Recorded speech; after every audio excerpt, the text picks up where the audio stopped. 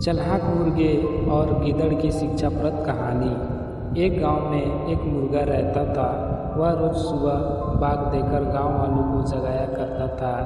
एक दिन एक गीदड़ कहीं से घूमता हुआ गांव में आ गया। जब उसने मुर्गे को देखा तो उसकी लार टपकने लगी।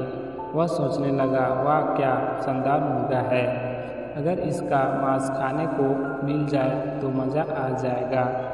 वह तकरीबन सोचने लगता है ताकि किसी तरह मुर्गे को दबोच कर पेट पूजा कर सके।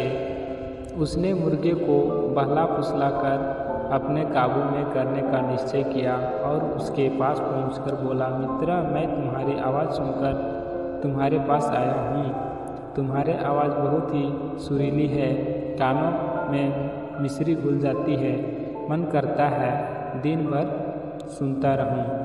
क्या तुम एक बार मुझे अपनी सुरीली आवाज़ सुनाओगे? मुर्गे की कभी किसी ने इतना प्रशंसा नहीं की थी। वह गीदड़ की बात सुनकर मुर्गे खुशी से फूला नहीं समस्या और उसने अपनी आवाज़ सुनाने के लिए ज़ोर ज़ोर से कुकू कुकू करने लगा। गीदड़ की फिराक में था।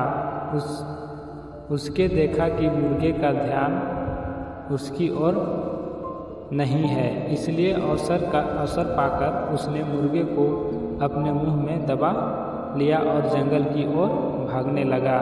जब वहां का जंगल की ओर भाग रहा था, उस समय गांव वालों की दृष्टि उस पर पड़ गई। वे लाठी लेकर उसे मारने के लिए दौड़। गीदड़ डर से मारे और तेजी से भागने लगा। मुर्गा अब तक उसके मुंह में दबा था। तब तक उसने उसके चंगुल से बचकर निकलने का एक उपाय सोच लिया। वह भागते हुए गीदड़ से बोला, देखो गीदड़ भाई, ये गांव वाले मेरे कारण तुम्हारा पीछा कर रहे हैं। वे तब तुम्हारा पीछा करना छोड़ देंगे जब तुम उनसे कहोगे कि मैं तुम्हारा हूँ, उनका नहीं। ऐसा करो, तुम उन्हें बोल दो। गीदड़ मुर्गे की बातों में आ गया और पलटकर बोलने के लिए अपना मुंह खोल दिया, लेकिन जैसे ही उसने मुंह खोला, मुर्गा उड़ गया और गांव वालों के पास चला गया। इसी तरह अपनी चतुराई से उसने अपनी जान बचाई।